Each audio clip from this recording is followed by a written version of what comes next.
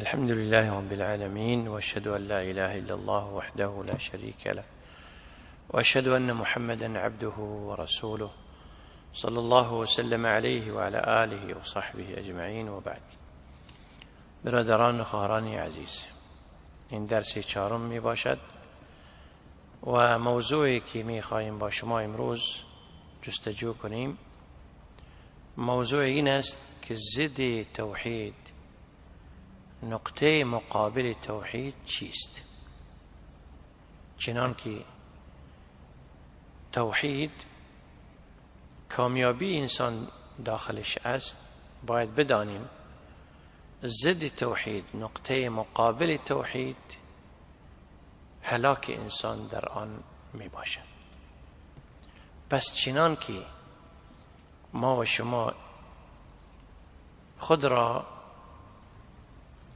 علم دار می کنیم و علم یاد می گیریم و جستجو می کنیم که کدام چیزهایی به بدن ما فایده دارد، آن را کوشش کنیم که به دست ما برسد. آن چیزهایی که به ما ضرر دارد، از آن چیزها کوشش می کنیم که دور باشیم. بنابراین ما و شما می دانیم که رب العالمین چیزهای خوب را برای ما و شما حلال گفته و یحل لهم الطیبات، روا کرده، حلال کرده برای مؤمنا چیزهای خوب.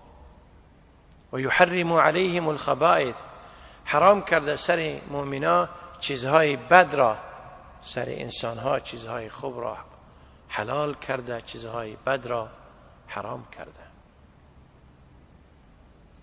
و بهترین چیزی که بدن انسان را، روح انسان را، دنیای آخرت انسان را خوب می کند، آن توحید می باشد. سختترین چیزی و بدترین چیزی که دین انسان را، دنیای انسان را، بدن انسان را، روح انسان را، آخرت انسان را خراب می کند، آن شرک می باشد. پس چنان که فهمیدیم توحید چند قسم هست، باید بدانیم که ضد توحید و نقطه مقابل توحید آن شرک است. و چنان که توحید بنابر سه قسم بود: توحید الربوبیه، توحید الالوهیه، توحید الاسماء و صفات. علم داری که خداوند یکتا هست، واحد و احد هست، فرد و صمد هست، خالق، تربیت کننده، رزاق، مدبر هست. این توحید ربوبیت است. بنابراین باید بدانیم که شرک مقابل توحید ربوبیت چیست. شرک در ربوبیت مقابل توحید در ربوبیت می باشد. دو نقطه متقابل می باشد. و حقیقت شرک در ربوبیت این است که انسان معتقد باشه که شخصی با خدا مانند او دارای افعال و کارهای است و یا با خداوند کسی کمکگار است و یا معتقده که کسی مثل خداوند هست و کارهای، افعالهای خداوند را انجام میدهند. این شرک در ربوبیت است.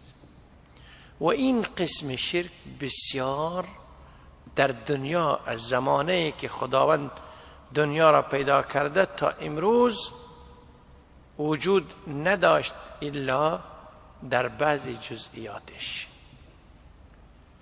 یعنی همه مشرکای زمان معتقدند که خدا خالق است، اما امروز به این زمانهای آخر که پیش از قیامت هست، ما میشنویم از بعضی کسانی که آنها زیاد در دنیا پیدا شده ملحدن، خدا را قبول ندارند، وجودش را قبول ندارند.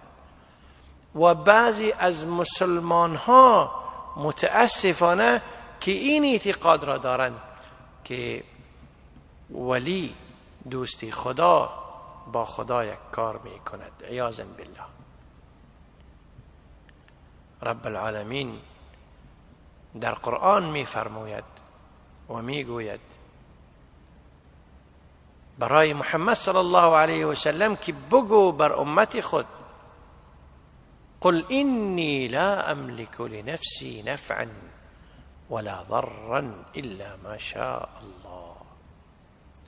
بگو ای پیغمبر ما که من به نفس خود کدام فایده ای نمیتوانم برسانم یا کدام ضرری از خود دور کنم الا ما شاء الله، تا که مشیت خدا نباشد نمیتوانم. پس از این شرک اعتقادی که کسی کارهای میتواند کنند مانند خدا باید بسیار دور باشیم.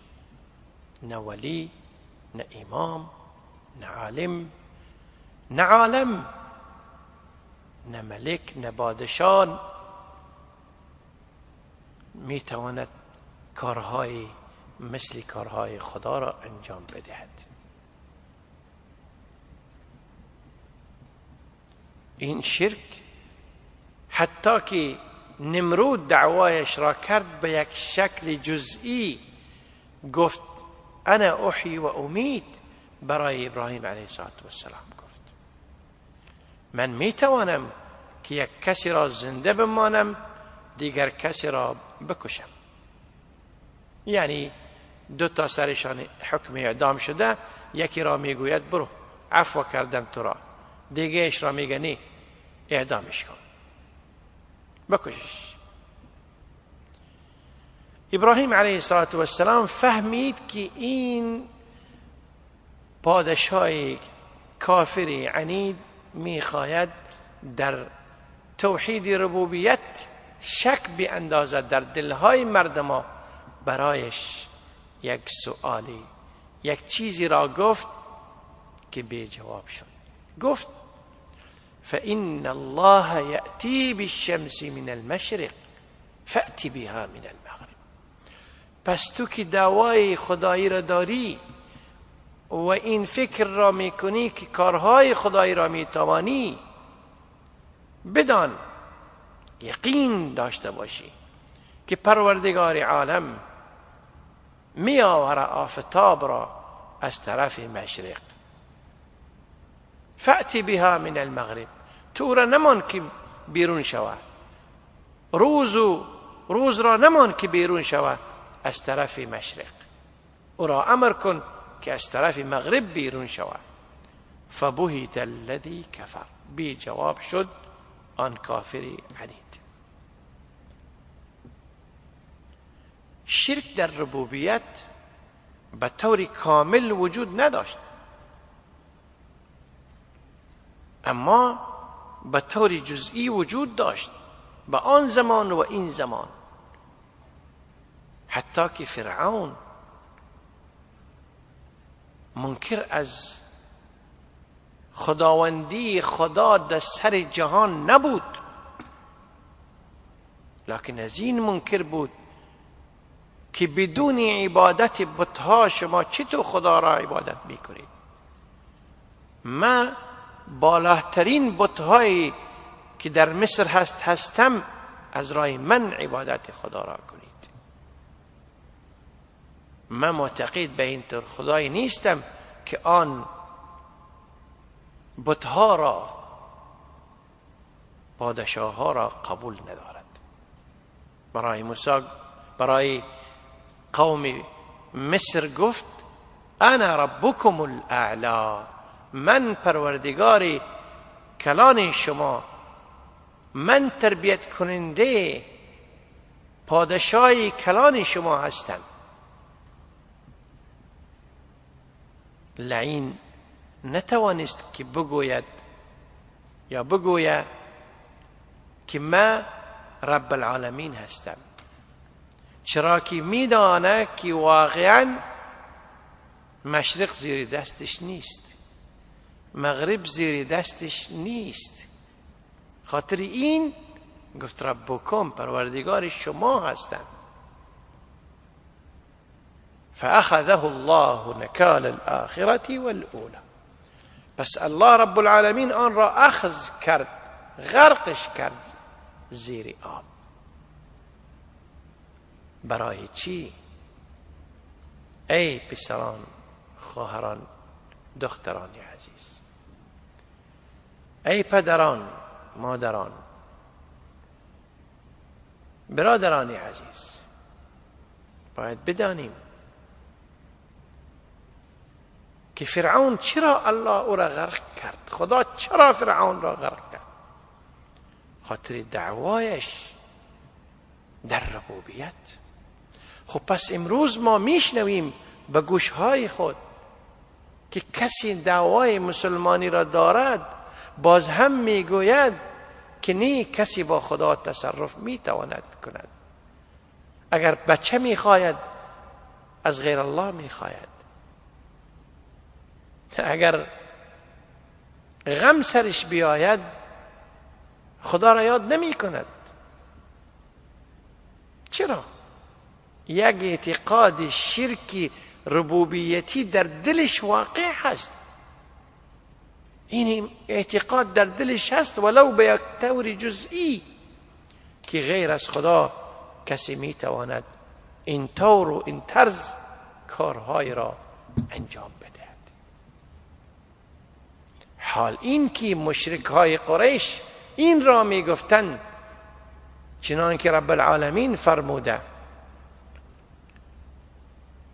ومن يدبر الامر فسيقولون الله.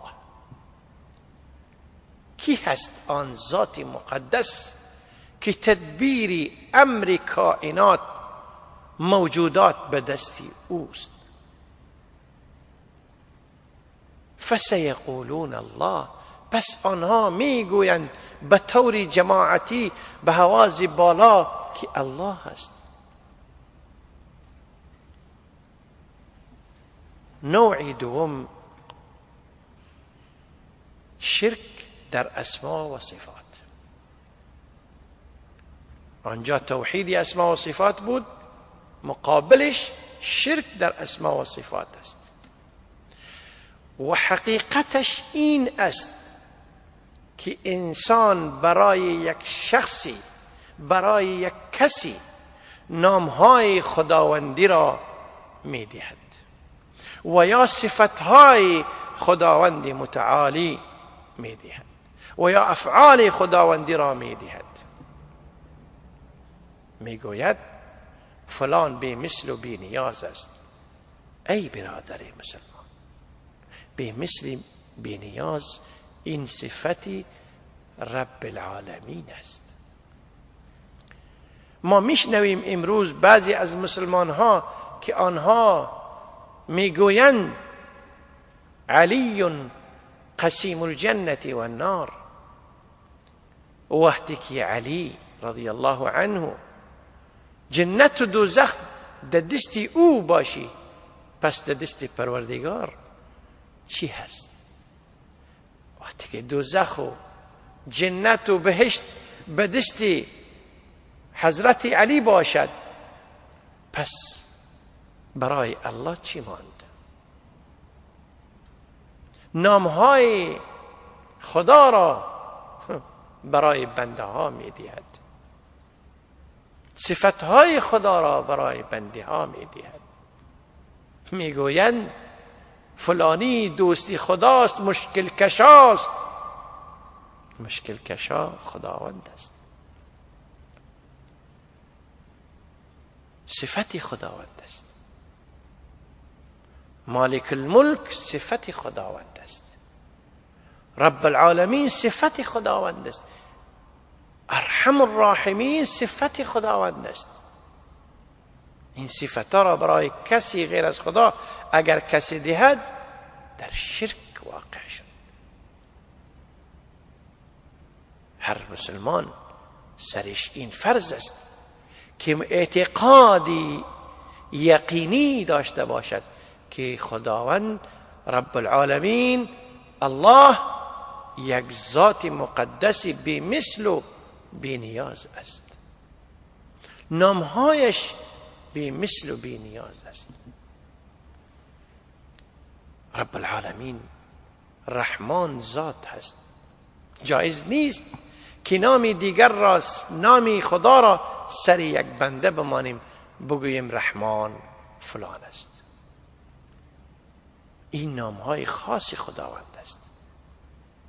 نامهای خاص خداوند صرف از خداوند است، چنان که در قرآن فرموده ولله الاسماء الحسنى فادعوه بها.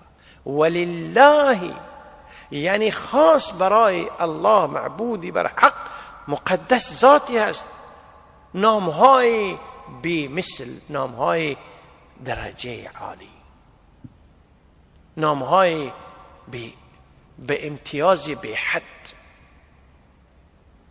ولله الاسماء الحسنى فادعوه بها. در آیات دیگر می فرماید وله الاسماء الحسنى فادعوه بها. خاص برای او هست نامهای بی مثل و نامهای کمال و نامهای بهتر. پس این نامها جایز نیست که سر کسی دیگر ما بمانیم یا کسی دیگر را به این نامها صدا کنیم.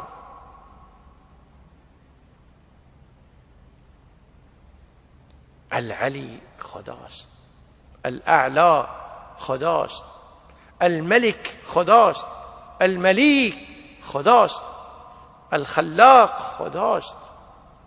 این نامهای خداوندی است. جایز نیست که نامهای خداوندی را برای یک بنده بتیم یا برای یک بنده نام بمانیم. شاید کسی گوید که در قرآن آمده بعضی نامهای مشابهت با نامهای خدا سر بندگاه یاد شده، گرفته شده، مثلی که در قرآن آمده وقالت امرأة العزیز، گفت زن عزیز. ای برادران، ای خواهران، باید بدانیم که اینجا عزیز نام نیست. امرأة العزیز، العزیز اینجا صفت است، اما العزیز آن نام خداوند است.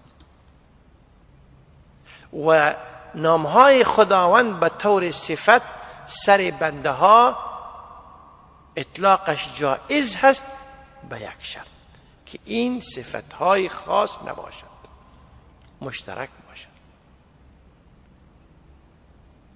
و به اعتقاد این که لیس العزیز کالعزیز، عزت بنده هر چی باشد مثل عزت خداوند نمی باشد.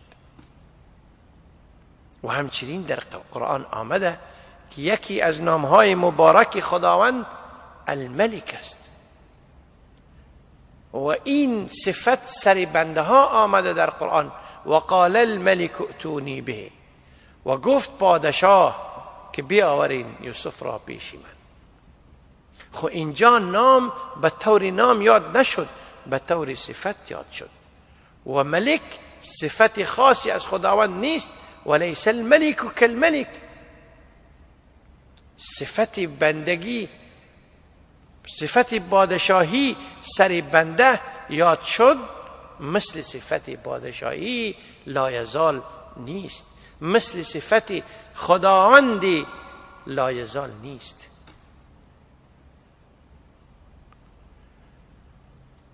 نوع سوم شرک در الوهیت،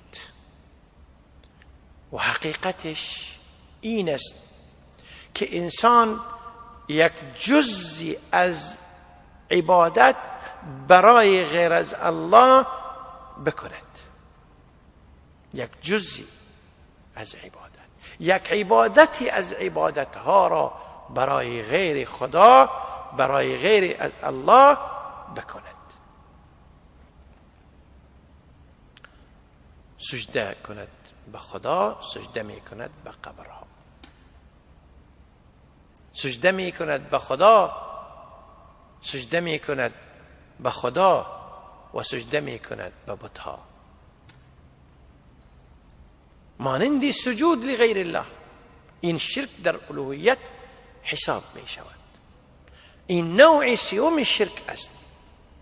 و یا ذبح قرآنی و یا ذبح قربانی بغیر الله و یا بغیر از خداوند و یا بغیر از خداوند متعال قسم یاد کند. میگویند مرا به دوست خدا قسم، مرا به روزی قسم. ای برادران، خواهران، پسران، دختران عزیزم، باید بدانیم که قسم به غیر نام خدا جایز نیست. پیغمبر صلی الله علیه و سلم یک صحابی را شنوید که آن گفت والکعبه. پیغمبر صلی الله علیه و سلم گفت قل، بگو و رب الکعبه، مرا به خدای کعبه قسم. پس جایز نیست که میگویی مرا به روزی قسم، مرا به پسرم قسم، مرا به پدرم قسم. پیغمبر صلی الله علیه وسلم فرمود من کان منکم حالفا فلیحلف بالله. کسانی از شما که قسم میخورند قسم بخورند به نامهای خداوند، به الله. در حدیث دیگر آمده لا تحلفوا بآبائکم، قسم نخورید به پدران خود. شرک در الوهیت حقیقتش این است که انسان یک جزئی از عبادت برای غیر از الله بکند. و شرک که در قرآن و حدیث آمده ذکرش مرادش همین قسم می باشد. چرا؟ زیرا خلاف ما بین انبیا و ما بین اقوامشان در این قسم بودن. شرک هر وقتی که در معانی آیتهای قرآنی، در معانی حدیثهای پیغمبری یاد می شود، همین قسمش مراد است. چرا که این زیادتر شرک دنیا هست، چرا که این سختترین شرک دنیا هست. اکثر مردم امروز مبتلا به این قسم هست. اگر یهود است، اگر نصارا هستند، اگر هندوس و بوذی هستند، اگر خود را مسلمان میگویند، لکن شرک از پیشش واقع می شود. اکثر شرک عالم شرک در الوهیت است. واقعا اگر ببینیم این را میفهمیم. من یک روز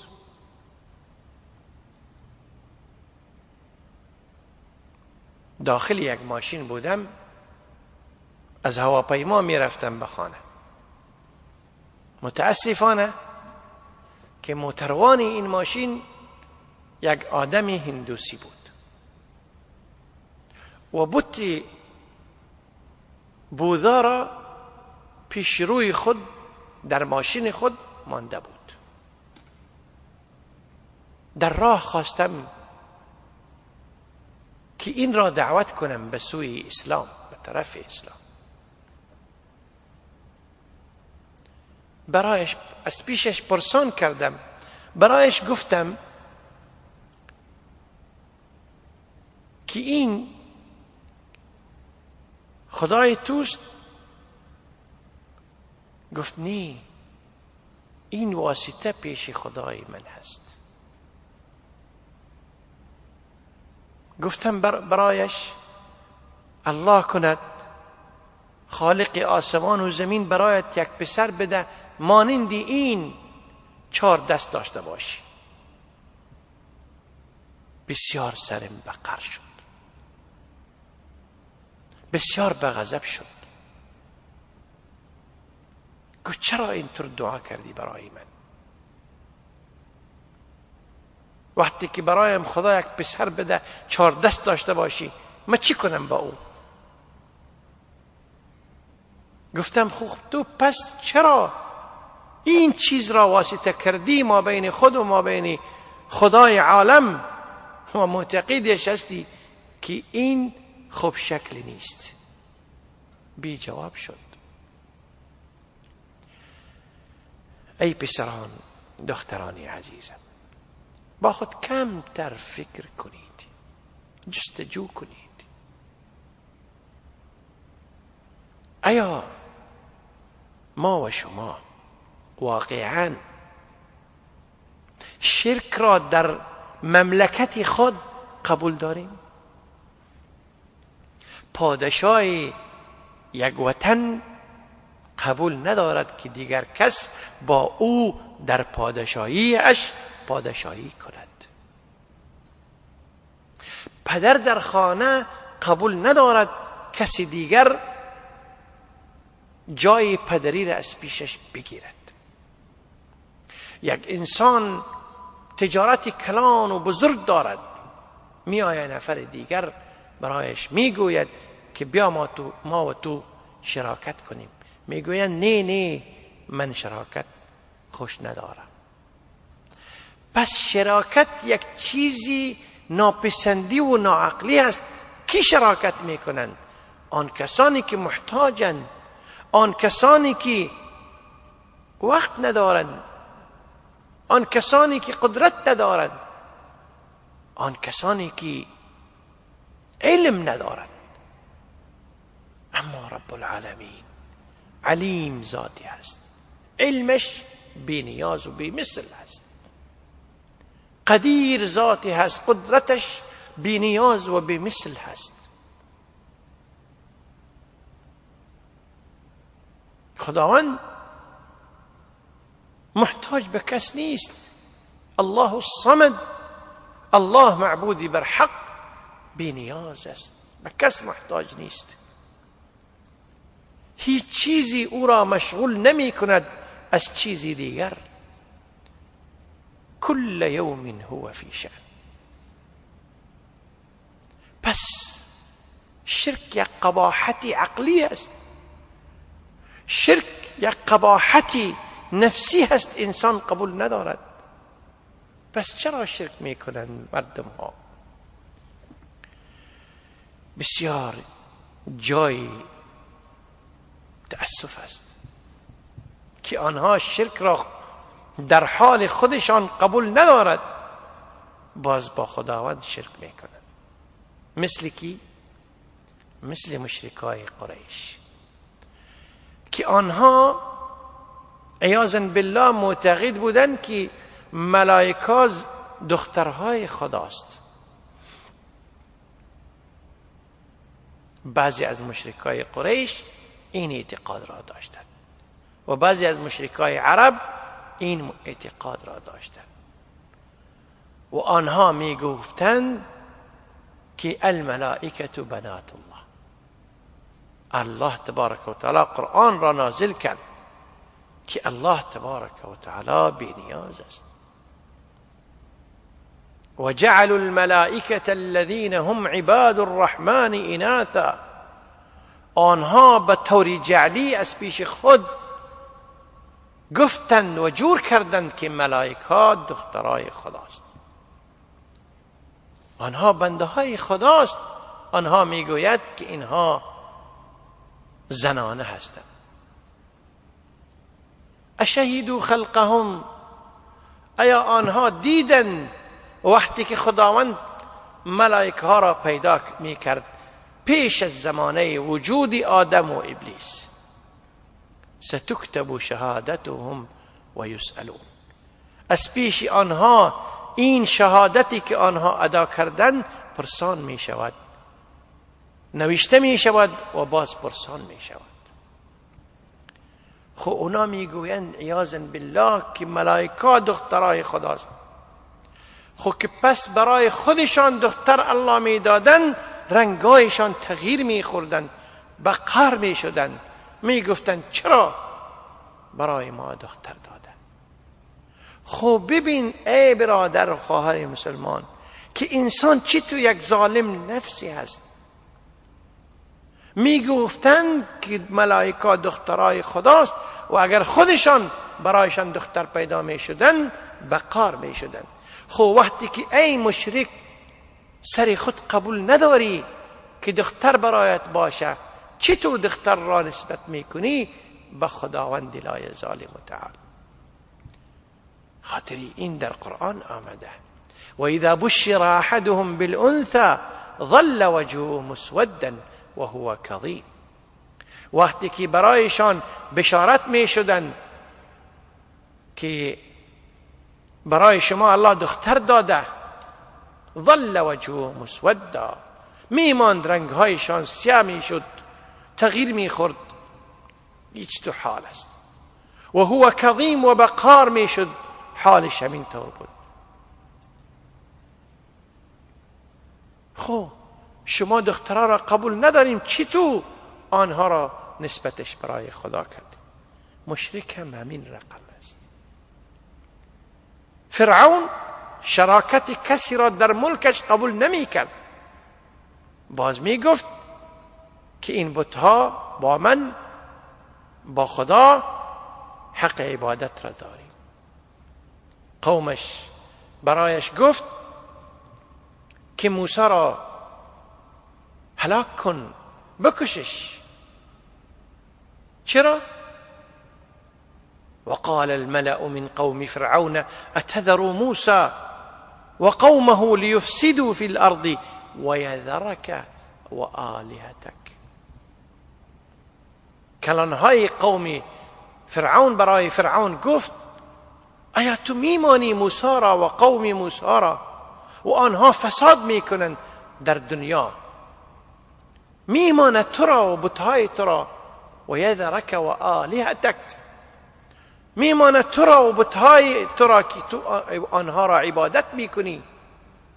در دیگر قرائت آمده و یذرک و الهتک، میمانی آنها را که آنها تو را بماند و عبادت تو را نمی کنند.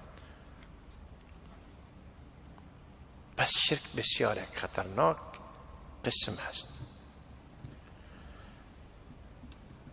می توانیم از رای نظری با آیاتهای قرآن که به بابت شرک آمده و به نظر طرف حدیثهای پیغمبر صلی الله علیه وسلم که به بابت شرک آمده که بگوییم شرک در حکمش دو قسم می باشد.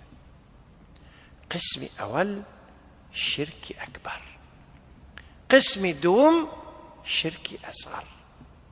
و در قسم شرک اصغر بعضی علما میگویند که بر 3 قسم می باشد، یعنی شرک اکبر و شرک اصغر و شرک خفی. شرک اکبر آن شرک است که در ربوبیت، در الوهیت، در اسماء و صفات باشی، چنان که بیانش را کردیم.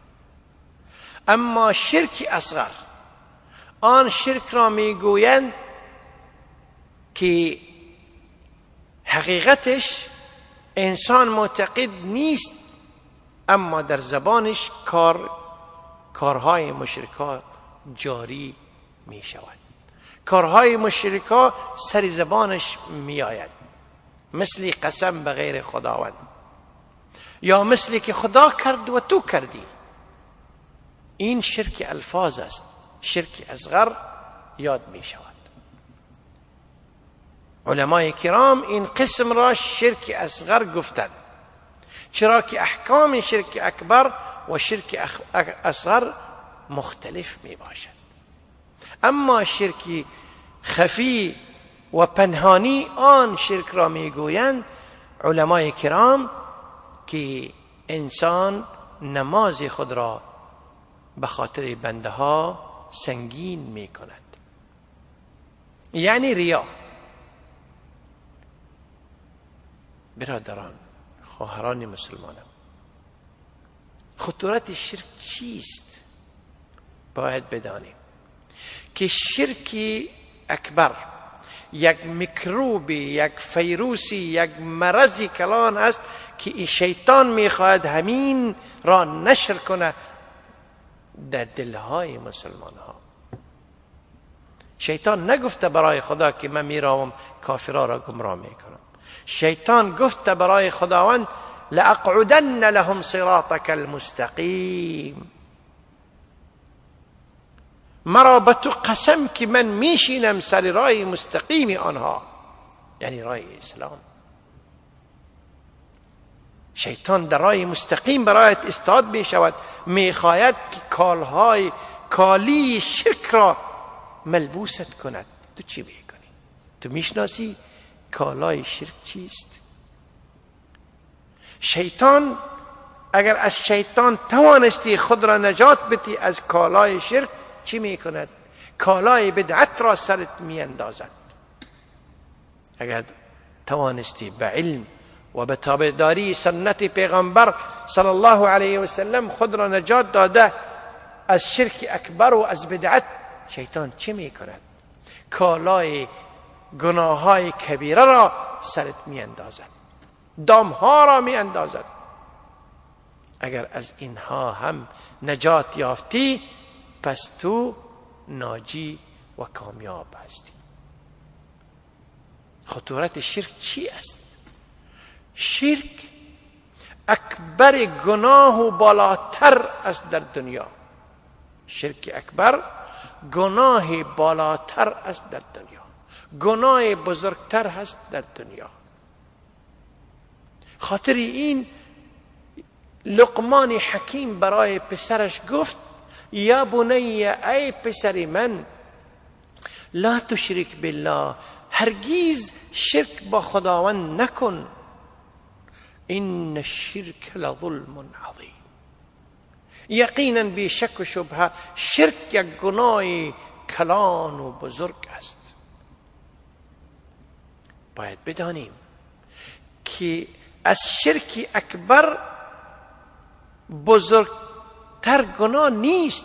بزرگترین گناه دنیا شرک است. از شرک اکبر کرده، از شرک اکبر گناه بزرگترین یافت نمی شود. خاطر همین رب العالمین این را نمی بخشد. مغفرت کسی که این گناه را کند و سر آن بمرد خداوند نمی بخشد. در دو آیات کریمه این مسئله آمده: ان الله لا یغفر ان یشرک به و یغفر ما دون ذلك لمن یشاء و من یشرک بالله فقد ضل ضلالا بعیدا. خداوند می گوید بی شک و شبهه یقینا خداوند شرک را نمی بخشد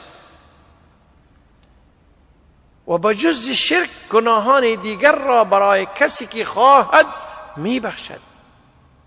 و هر کسی که به خدا شرک آورد پس به تحقیق در گمراهی دور افتاده.